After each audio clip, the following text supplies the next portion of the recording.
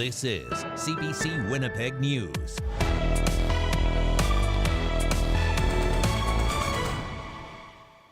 Good evening and thank you for joining us tonight. After a 4-week evacuation, the city of Flin Flon welcomed people home today. They were forced out by a fast-moving wildfire that is still burning out of control, but officials have decided it's safe for the community to return. The CBC's Josh Crabb is in Flin Flon tonight. So Josh, you joined evacuees as they returned home. What did they come back to?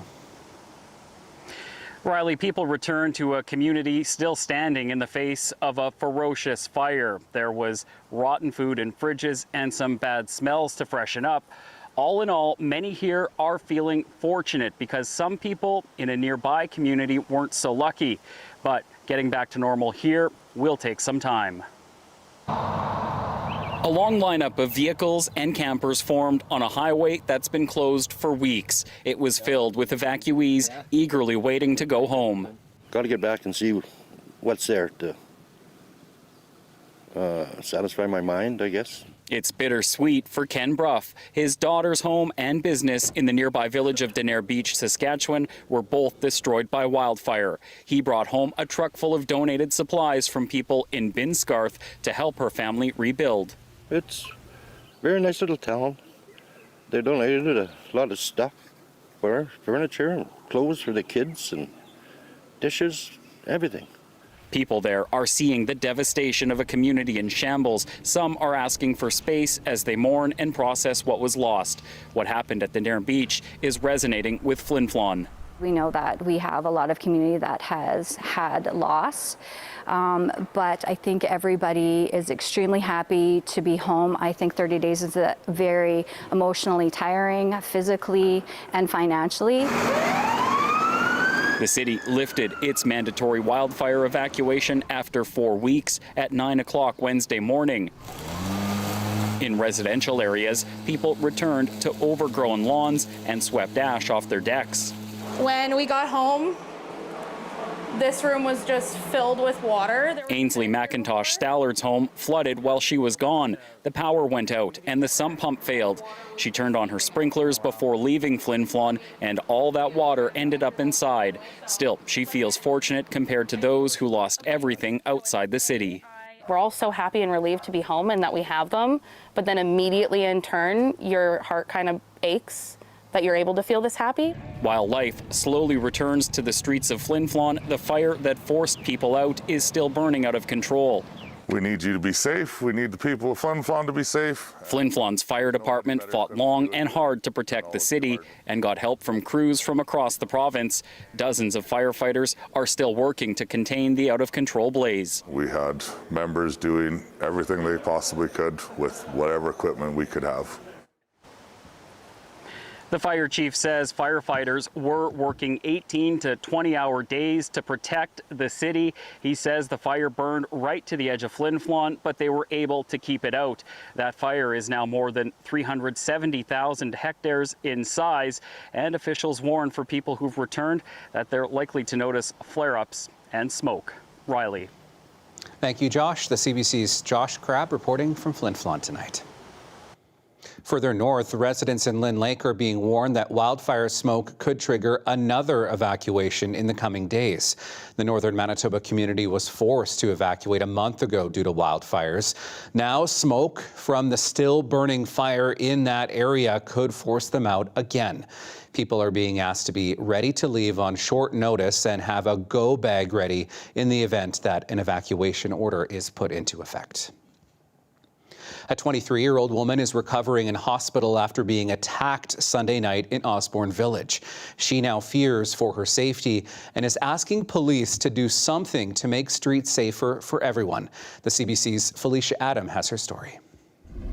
Just minutes from this bus stop is where a 23-year-old woman was attacked by strangers while on her way home from working the evening shift. It's a route she's taken for the past 2 years. But on Sunday, just after midnight, while walking home, she says she was knocked to the ground and stabbed multiple times in the back, stomach, legs, and in her left eye. We're only identifying her by using her first name, as the attack has left her fearful for her life. I was just thinking like I will die. I can't live anymore. Tanpreet is now in stable condition at the hospital. She says she was attacked by two people who then took her phone, credit cards, and IDs. And I was almost in front of my apartment across the street. And then I just heard like running footsteps, like for just 1 or 2 seconds.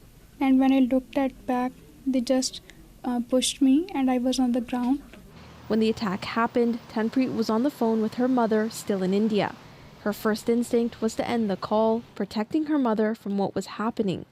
Because she can't do anything right, she can't come, but she can hear everything, so she will just get stressed. Tanpreet says the attack left her unconscious and doesn't know how long it lasted. She's had 2 major surgeries, one on her back and one to repair the damage in her left eye. Like she came here like for the better future and not for this, right? She doesn't deserve this. Ramandeep is Tanpreet's sister-in-law. With most of Tanpreet's family not in the country and her brother visiting back home, Ramandeep has become a source of support. I have to take care of her. I want to be with her all the time, and I want to be, like I want to see her like same as she's before. Winnipeg police say Major Crimes has taken over the investigation. A 17-year-old girl has been charged with assault and robbery. Felicia Adam, CBC News, Winnipeg. A Winnipeg woman is speaking out about an incident that occurred when she was boarding a Flair Airlines flight. The passenger, who is Muslim, was forced to remove her hijab by a Flair employee. The employee claimed it was to verify her identity, but the family says it was a violation of their religious rights. The CBC's Mike Arsenault reports. This is the picture of all of us going there. Kazi Amin's return flight from a family visit in Bangladesh was shocking. On her way home, she changed planes in Toronto and cleared customs, but says she was stopped by a Flair Airlines employee when she tried to board her plane. The airline employee took my passport, look at my passport and look at me and say that my passport doesn't match with my face. So I have to remove my headscarf. Amin's headscarf, or hijab, is a religious garment worn by some Muslim women. Amin explained the hijab can't be taken off for religious purposes. She says Flair wouldn't listen. Don't know what else I could do. I removed my hijab in public. We are not allowed to remove hijab in public. We can remove hijab only in front of our family. Amin's passport photo was taken in 2016 before she wore a hijab. She says Flair told her to take it off because her hair was different. Amin's daughter, Afsara Raida, says that's not a reasonable excuse. I'm blonde right now. I can go back to being dark-haired, right? So is she gonna go make me bleach my hair right then and there before I board the aircraft? Doesn't make sense. Amin had cleared both customs and security when she was asked to take off the headscarf. The Canadian Air Transport Security Authority's website says passengers don't have to remove religious head coverings unless an alarm goes off during security screening. The guidelines go on to say if a physical search is required, passengers are supposed to be given the option to have that search conducted in private. Amin says she wasn't given that option. Flair says an employee is on leave and there's an investigation. It says the worker is employed by Flair's ground partner, AGI. A statement from Flair says, in part, "We expect all service partners to uphold the same standards of respect, professionalism, and non-discrimination that we require of our own team." AGI has issued a formal apology to the passenger. Raida says the apology is vague. She'd like to see it address her mother directly and post it across Flair's social media platforms so the public can see it. It's not just to my mother. There's a lot of other people that have gone through a similar situation, and it's not just Muslim women. Raida says she's talking with her lawyer about taking legal action. Mike Arsenault, CBC News, Winnipeg. All right, you're looking at the skyline as seen from the Forks this afternoon on a bit of a grayer day across Winnipeg and across southern Manitoba. A few stray showers here in the city, at least here in the downtown throughout the afternoon. Meteorologist Colette Kennedy's here now, and Colette, a bit of a cooler one across the south as well. Thanks, Riley. Well, all in all, not a bad day across the province. A few areas, yes, closer to the international border with some wet weather and temperatures then. We're looking at some high teens instead of low 20s, but most of those showers pushing away from Winnipeg. Now and through the overnight, we get into some clearing, 13 degrees for the low with a fairly light wind out of the south. And then tomorrow, mostly sunny to start things off. Around 7, 8 a.m. will be at about 15 degrees. And then maybe midday, a few extra clouds kind of popping in there. Otherwise, we get to keep the mostly sunny skies and the temperature headed up to seasonal with a high of 25. The winds pick up a little bit as we get to the latter part of the day. I do want to talk about some encouraging weather I'm seeing with a chance for some rain into parts of the province that so desperately need it. I'll have that coming up. All right, sounds good. Thanks so much, Colette. Well, coming up, they may look like a lot of fun and can be if they're used safely, but officials are warning about the dangers of off-road vehicles, especially for young people.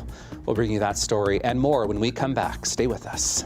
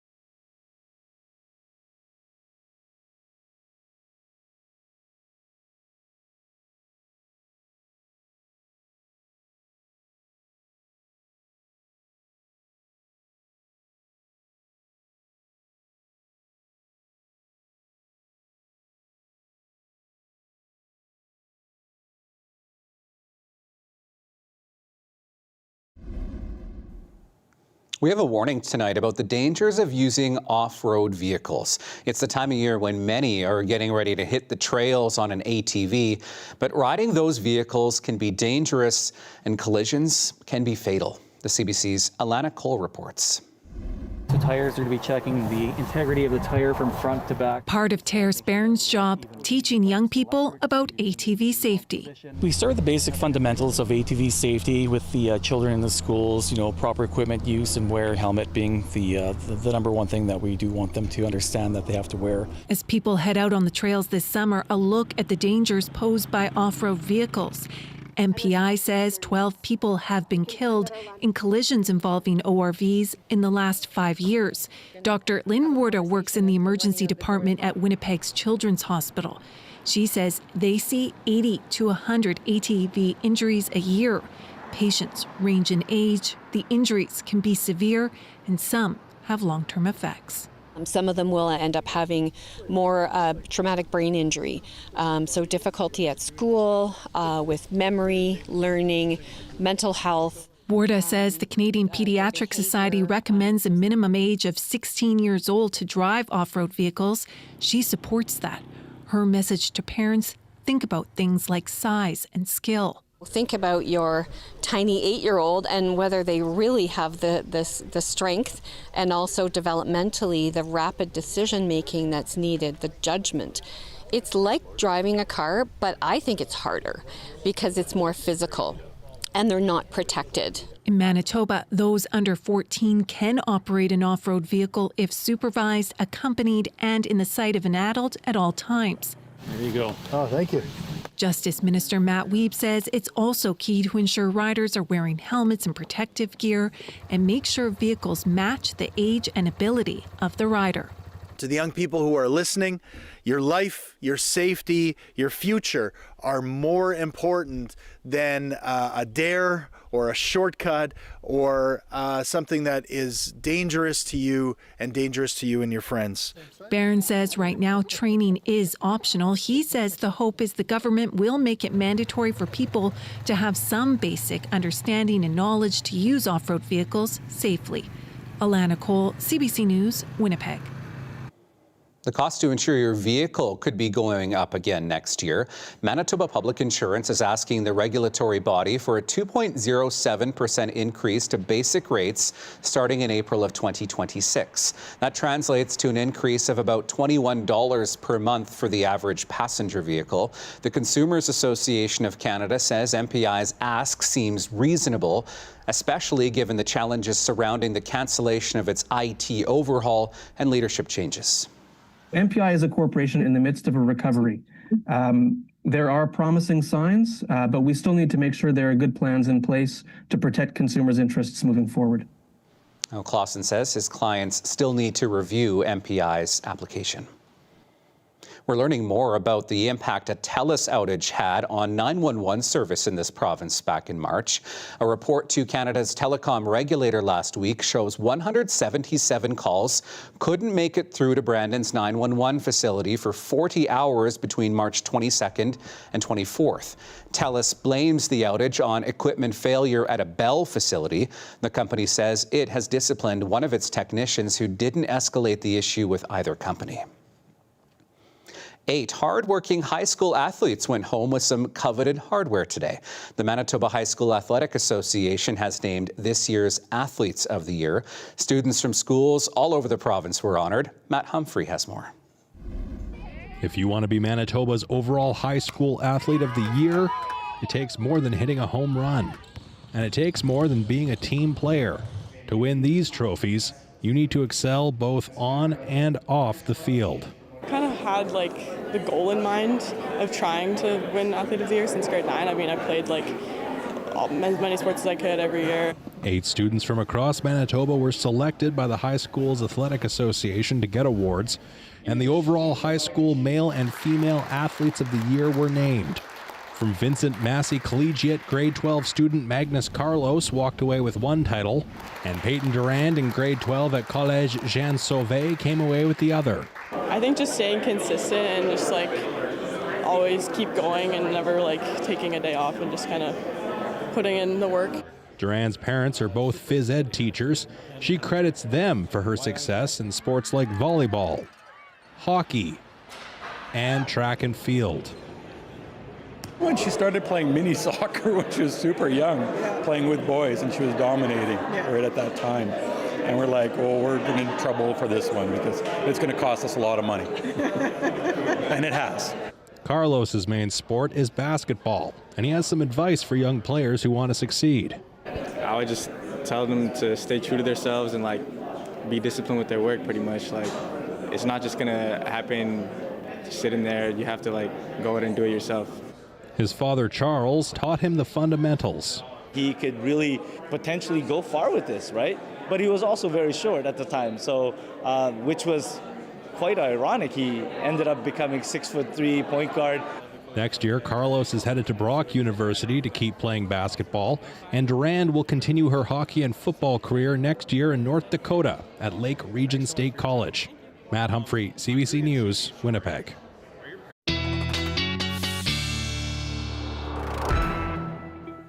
All right, let's bring back meteorologist Colette Kennedy now. Colette, we were talking about people heading home in northern Manitoba, and you're tracking some rain.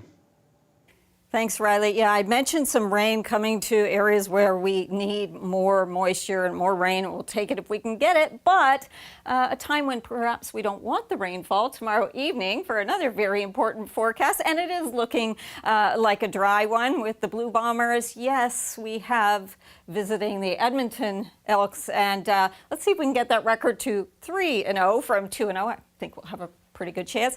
24 degrees were the temperature at kickoff, 7:30, and the winds just then kind of picking up a little bit. They shouldn't be a real factor, 10 to 20 kilometers an hour. Speaking of winds, how about the winds in the upper atmosphere? The jet stream can be the dividing line between cooler air to the north and warmer air to the south. And in the case of Ontario and Quebec, as it slides a bit further south, it's kind of pushing away that ridge and the very extreme hot air that they've been experiencing and all the record highs there. Also giving a little more energy here with what we have on the backside of a ridge of high pressure that's creating a boundary and giving us some of these rain showers. Now, they've been pushing away from the city as we're going into the later afternoon and early evening hours here, but still some wet weather to be found there, and certainly some of that cloud cover, but clearing out overnight tonight. And then this is so encouraging, is yes, along the warm front there will be a difference in some of the temperatures and maybe some cooler air to the north, but it's the rainfall along that mechanism providing that lift. So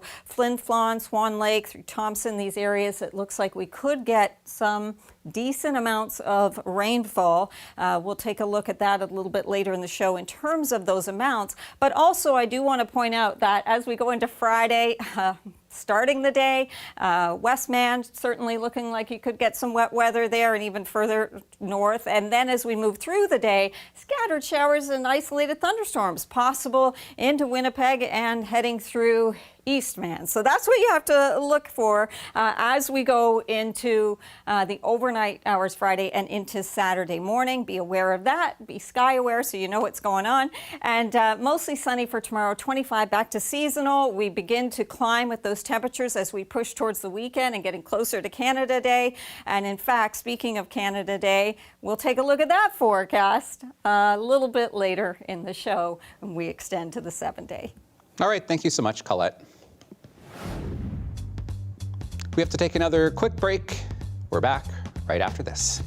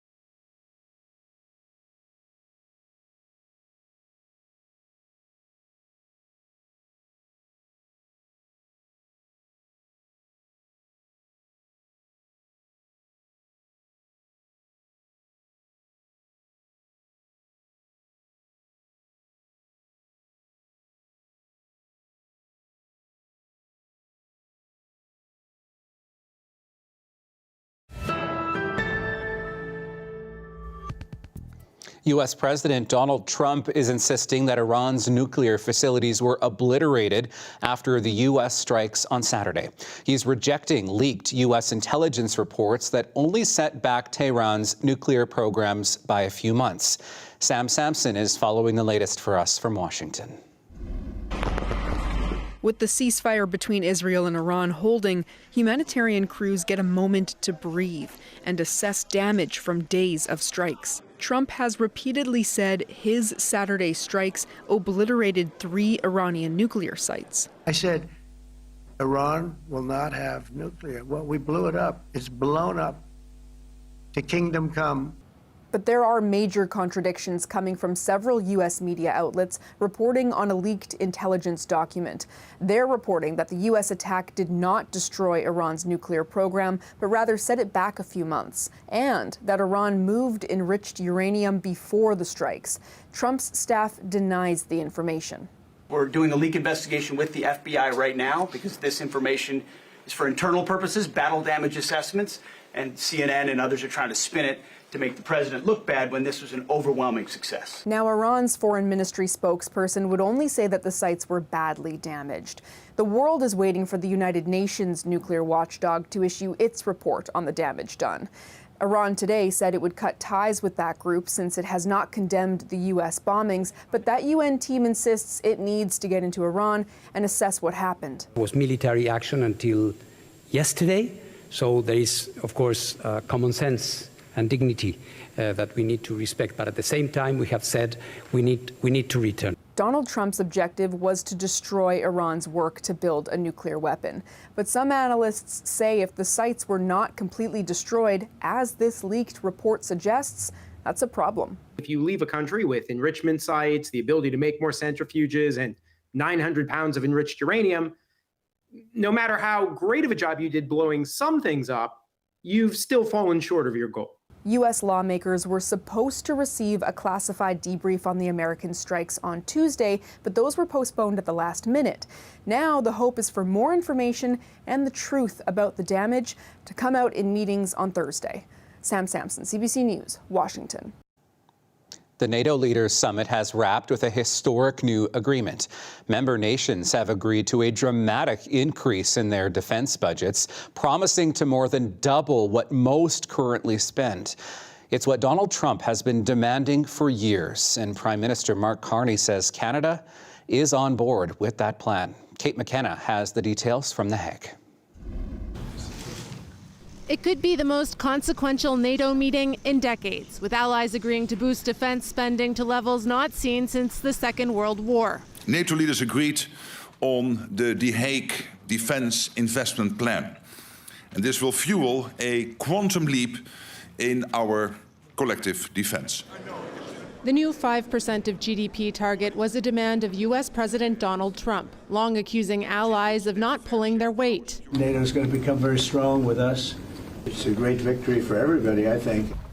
Countries have a 10-year deadline to hit 5%. The deterrence element of NATO has just gone up substantially, and it's crucial. And we would really feel it if we went in the other direction. Canada only agreed to meet the previous benchmark of 2% this month, but now it's agreed to 5%, saying it'll hit the target through funding new equipment, infrastructure, and technology. We must ensure that NATO remains strong, unified, and ready to confront the threats not just of today, but of tomorrow. The 5% is broken into 2 buckets, 1.5% of GDP on infrastructure funding and 3.5% on core military needs. Canada has already beginning working towards a target of 3.5% of GDP by 2035. It's a big spend. The full 5% represents about $150 billion per year, more than double what's paid now. Material. Mark Carney says the new spending is backloaded and Canadians could feel a pinch down the road. We will have to make considerations about what less the federal government can do in certain cases. Those trade-offs happen towards the end of the decade into the next decade. This new defense spending target will be reviewed by allies in 2029 to make sure the plan is still working. That also happens to be the year Donald Trump leaves office. Kate McKenna, CBC News, The Hague. Back in this country, a small community west of Ottawa is being warned to keep a close watch over their children. It comes after an 8-year-old girl was found with serious injuries on Tuesday. Police suspect she may have been attacked by an animal. But as Nicole Williams reports, they are still not certain exactly what happened. Police and wildlife officers searched the woods in Quaidville, Ontario, about 2 hours west of Ottawa. The forest here is dense, but inside is something they suspect is behind a vicious attack. People are, they're frightened. That's because an 8-year-old girl went missing on Monday. She had been out with friends, last seen in this area. It prompted a community-wide search. Ontario Provincial Police bringing in search dogs, finally tracking her down in the forest in the early hours of Tuesday. And when they pulled her out, discovered she was seriously hurt. We're not releasing the specific details of the injuries. They were very traumatic. In the initial stages, they did appear to be life-threatening injuries. OPP not clear on what did this to the little girl, but suspect she was the victim of an animal attack, issuing a warning to those living nearby, keep a close eye on small children or even have them stay inside. Could we be being overly cautious? Perhaps. If it was a wild animal, perhaps it's left the area, but we don't know that. It's alarming, but it's understandable. Anything can happen. If a young girl, young boy goes walking and they don't know where they're going and they get mixed up. As for the little girl, she was brought to a nearby hospital where she was made stable enough to then be airlifted to the Children's Hospital in Ottawa. The family's pastor with them there while she underwent surgery. I think it's important for people to know that the doctor did use the word miracle. She did say that it was a miracle that she was alive. Officials say an investigation into exactly what happened is ongoing. There will be DNA testing to determine if and what kind of animal may have been behind the attack. The residents in this area say they are both extremely relieved that this little girl was found alive, but their minds are far from being put at ease. Nicole Williams, CBC News, Quaidville, Ontario. Canada's Public Health Agency says 72 people have fallen ill from salmonella across the country following a multi-province recall of salami. 3 different salami products were recalled 2 weeks ago. Hot and sweet Genoa salami from the Rhea brand and mild salami from Boma brand have all been affected. They were sold in grocery stores in Alberta, Ontario, and Manitoba. They may have also been sold unwrapped, sliced, or in sandwiches. 57 salmonella cases have been reported in Alberta. Ontario has 14 cases and Manitoba has 1. If you've bought these products, you're advised to either return them to the store that you bought them at or throw them out. New housing numbers have been released by Statistics Canada showing the latest trend in rental prices. And while prices remain high in big cities compared to before the pandemic, they are heading in the right direction for renters, at least. Nisha Patel has the details. Vancouver is the most expensive city for renters. A 2-bedroom apartment there costs more than $3,100 a month. Toronto coming in a close second. Still, compared to a year ago, rents are lower. I currently am getting a deal and I'm never going to leave. I think there's less demand. In a new study, StatsCan tracked asking rents to get a better picture of the current market. In Vancouver and Calgary, the average rent for a 2-bedroom apartment dropped 8% in the first 3 months of this year, compared to the same time a year ago. Toronto and Halifax saw a 6% drop. We are seeing rent declines through a combination of increased rental supply. New rental stock has come onto the market over the last few years, coupled with the decrease in population growth. So you're seeing increased supply, reduced demand, and that is translating into lower asking rents. As landlords scramble to fill vacant units, some are turning to tactics like move-in bonuses. So renters may find now is a good time to shop around. There's so many rental incentives right now, including, 1 to 2 months of free rent, or there's some housing providers giving, $500 gift cards. So those are some things to really take advantage of at the moment. But even with the recent cool down, rents are still steep compared to pre-pandemic levels. In Montreal, rent for a 2-bedroom apartment is nearly 71% higher than in 2019. It is a big chunk of my salary, and because it's a big chunk of salary, your mind is always there that what if the rent increased, what would I do? It's getting ridiculous at this point because at some point people will not be available to afford it. Over the past few years, governments have introduced measures to boost rental housing construction. Experts say with greater supply, rents could continue to fall. Nisha Patel, CBC News, Toronto. DHL and its union have reached a tentative agreement after workers spent more than 2 weeks on the picket line. More than 2,000 DHL employees represented by Unifor have been on strike since June 8th. Truck drivers, couriers, warehouse and call center staff across the country walked off the job after negotiations broke down between the union and the German-owned delivery company. We are getting a true scale of destruction on the Greek island of Chios after wildfires scorched more than 4,000 hectares of land in 3 days. Drone footage shows the aftermath from the wildfires that broke out on Sunday. Windy conditions only made it harder for fire crews and locals as they tried to contain the flames. A woman suspected of discarding a cigarette and triggering one of the blazes was charged with unintentional arson.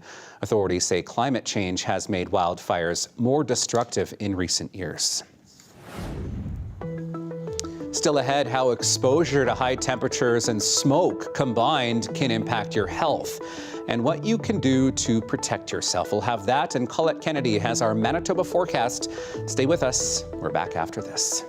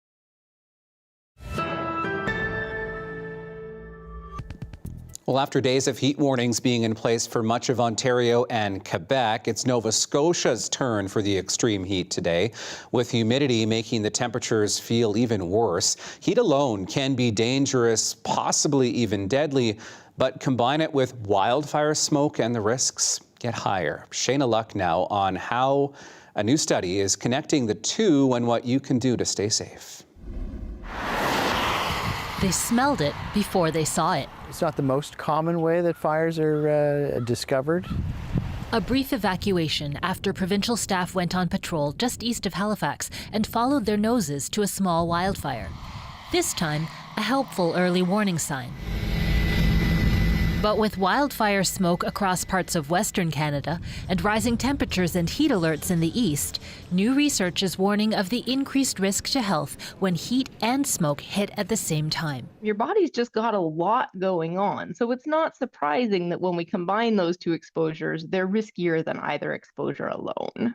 The study looked at 21,000 deaths in the Vancouver area over more than a decade. Heat is the bigger danger.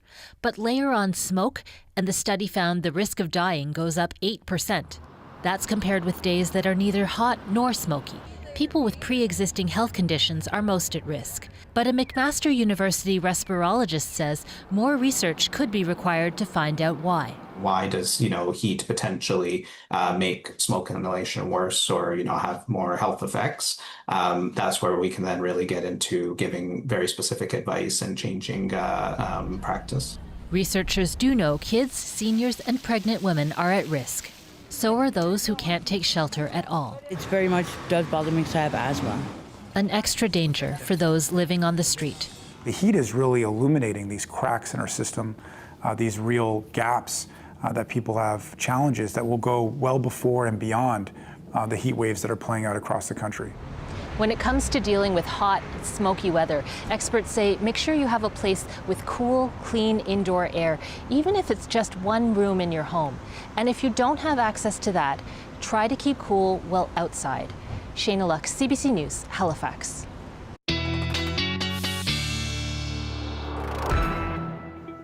All right, let's bring back meteorologist Colette Kennedy now. And Colette, no stranger to wildfire smoke here in Manitoba these last several weeks, and you're tracking some wet weather that's on the way to parts of northern Manitoba.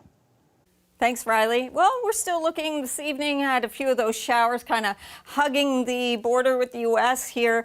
They've been pushing further south, though. We've got a little boundary here. There's a system to the south, but also a ridge of high pressure and kind of on the back side of that. That's creating some of this lift and some of the wet weather that we're experiencing here. Further west, there is going to be another system coming in, and with that, getting into some wet weather, especially in the areas where we'd really like to see that, and I'll show you how much rain we could be getting into here in just a moment. But for now, let's just take a look at what's going on tonight in the short term. Okay, still Morden, Winkler. I mean, essentially right now from Killarney to Winkler, we still have some wet weather with some light showers. So that potential there into the overnight. Melita likely drying out, 11 degrees for the low, 13 for the low into Winnipeg. Further north, we do have that chance even tonight of getting into some showers, although those would likely be on the lighter side there for Flin Flon. But then we'll get pockets. I know it's localized here as we move towards tomorrow morning, but where there'll be some heavier downpours at times, and then that kind of pushes on as we move in and get that warm front moving in, and that moves on not only through the day Thursday, but that chance into Friday for that rainfall as well. For Thursday morning, we'll begin to get things chugging along with the temperature, and we'll have a lot of sunshine here thanks to that ridge of high pressure, sinking air. It will be stable, and so it's going to be a nice day for southern Manitoba as we move through the day on Thursday. And just checking out the rainfall, this is stopped at Friday afternoon, okay, but I'm going to push it forward because I want you to see from there onward, it becomes a bit more widespread. And yeah, that chance for over 25 millimeters for Flin Flon, perhaps close to 40 for the Pas. So really looking forward to that. And yes, you just have to keep in mind a few scattered, isolated to scattered showers possible for Winnipeg as we get towards Friday evening and overnight to Saturday. Okay, this is Fred. What a cutie. Sent to us by Susan. Looks like a puppy, a Bernedoodle there, no less. I can't even. Too cute. And in terms of your dog walking forecast, yeah, green paws all the way. So Susan, you can take Fred out, and I can take Bogey out. Anyone, you can take your dog out. It looks like a great day for it on Thursday. We'll take a look at the extended forecast when I come back, getting all the way to Canada Day. All right, thank you, Colette. Well, it is officially summer, and with growing lawns comes the city's neighbourhood livability bylaw. It outlines the minimum standards for maintaining the plants on your property, including the grass, which must be no longer than 6 inches. The city's complaint-based grass enforcement program gives residents up to 10 days after a warning to cut it, or the city will do it for you and add the cost to your property tax bill. Information radio host Marcy Marcusa spoke with a resident of East Elmwood who received a notice of non-compliance on June 11th for grass he says had already been cut. So it's a bit long. Someone complains. They show up and say, did you get it in the mail? I got an envelope in my mailbox with the compliance order on it. I received that either the 11th or the 12th of June. Said it had to be cut by the 14th of June. But by... So what did you do after that? I'd already cut it like the week before, and I went out and looked at it, and it wasn't over 6 inches. It was probably about that high. Well, that's about 2 or 3 inches. Got it. Yeah, you're showing us So some I fingers, just ignored it. Okay. And so then after that, what happened? On the 17th, I got a notice in another notice in my mailbox saying that they're going to do an inspection and remediate it on the 18th. Okay. So I called them, got no answer. I phoned them, I've emailed them, I've got no response from either. Yep. On the 18th, my alarm system went off because they were in my backyard. I don't know why they were in my backyard when they're complaining about the boulevard to start off with. What were they doing in your backyard? Cutting the grass. That was about 1.5 inches long. So listen, you have a house like most people that have homes in Winnipeg. You've got a front yard that I'm guessing is public view. Yep. The boulevard's public view. Yeah.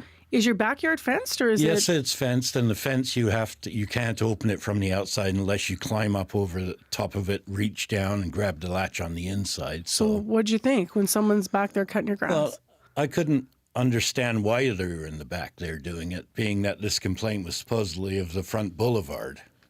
And it had all been cut already. So I spoke to the lady over the camera, which doesn't get recorded, unfortunately, on my camera. And she said, oh, yeah, there was a few high patches on the boulevard. So I asked her, well, why are you in my backyard cutting the grass then? And she just walked away. Okay. So have you been charged for this? I haven't received anything since they were there. So there's a $250 administration fee. That's if you want to put in a appeal for it. Got it. So if you actually want to take this and say, hey, what were you doing in my backyard? And by the way, my front yard was cut after you guys, the order came out. It was already short enough. Are you going to appeal this? I can't because I'm past the deadline for it already. The deadline is the date of compliance. And it says right on the compliance order, if it's not submitted with $250 administration fee, they won't even look at it after that, like if it's late. So you're stuck with $250 because you can't appeal. Are you also stuck with the labor fee that's going to be on the property taxes because of the I'm going to cutting? end up paying for that plus an administration fee, it says. So how do you feel the city should be handling all of this? Because I understand you're not actually against the grass cutting bylaw. No, I'm not against the bylaw at all, but if it's not unsightly, why are you doing it? You can drive up and down the street that I'm on, the next street over, and there's grass that's like 2-3 times the height of that's on my house, but it seems like they're almost singling certain people out. I think it's based on our reporting. It's based on a complaint system. So if you don't know who complains, but somebody has had complaint. How do you feel about that? Do you think that they should be assessing it themselves, or how do you feel about it being based on random complaints, I guess? I have no problems with people complaining, like if it's unsightly. But when you can obviously see by the pictures I provided you, it's not really even unsightly. I wonder if we have those photos. They've been going up actually throughout the interview. Yeah, you're watching them on our monitors here because we're on YouTube, of course, while we're live on the radio. So there you are. So that's after you had cut the grass already. I think so, Yeah. Yeah, this is not, just so people can imagine, like if you're imagining really overgrown up to sort of the bottom of the windowsills in a bungalow, that's not the case here. You can even see some of your vegetation, your flower bed is above the grass. Exactly. Yeah. And Like it just doesn't make sense to me why they're picking on something like, if they came before the 27th of May and inspected it, yes, I can understand it, because there were dandelions growing. You had some stuff going on. But it was cut on the 27th, so they should have taken note of that. That's exactly. Logically. And yeah. I cannot see it growing 6 inches in like a week. What prompted you to cut it? Like, when did you cut? What prompted you to make that first cut? When I looked at it and said, holy mackerel, this is getting long. I better get rid of it.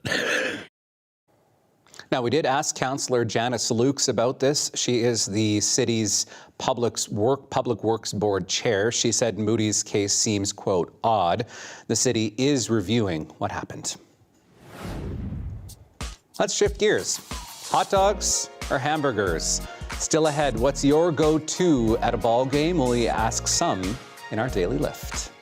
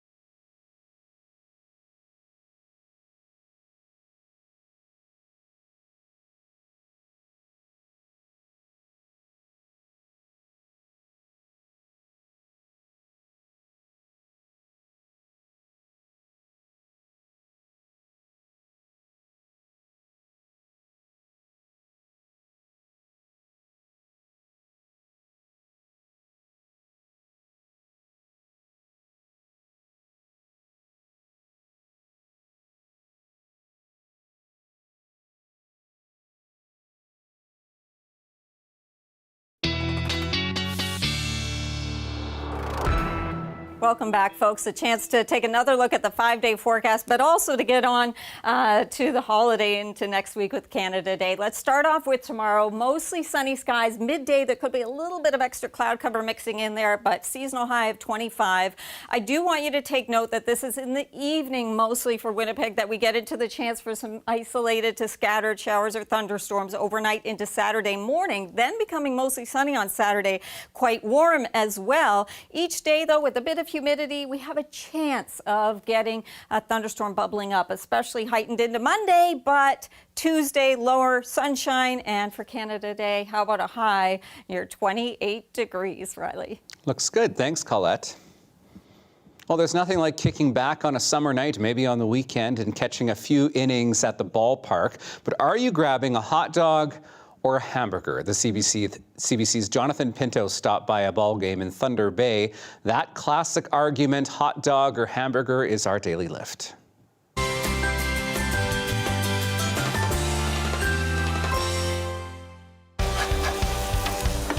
hot dogs or popcorn? Popcorn? Yeah. And like, what makes a hot dog at the game better than like a regular hot dog, you know, at home? The foil. I don't know, a hot dog and foil is always the best. Had a bag of chips already. I'm sure I'll have a hamburger before I'm done. Popcorn's mandatory. Popcorn's mandatory. Okay. You went for a burger while everybody else seems to be going for a hot dog. Why is that? Because you look like you were interviewing people who got hot dogs. When I think of a ball game, I think a lot of people think of hot dogs. Absolutely. Okay, but how popular are the burgers? You know, honestly, not quite as popular as the hot dogs. Hot dogs are the thing to get, man. How many hot dogs do you think you've served over the last, you said 2 years you've been doing in the concession? Yeah, about 60,000. About 60,000. Now, what is it about a hot dog at a ball game that's better than a hot dog at home? Hot dogs at home, you don't get the big, nice, juicy jumbos, and we make them all with love. That's a plain dog, is that? So you don't put anything on your hot dog? So it's more because it's better, there's right? something about like a boiled, like steamed and tinfoil kind of hot dog on a summer night. It's just great. We love it. What's the most popular thing you sell? So right now you got popcorn, you got beer, you got pop, and you got some peanuts. Like what are people gravitating towards today? Today, probably popcorn.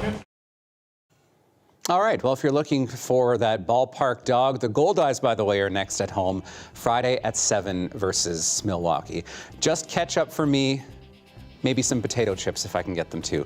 Thanks for watching.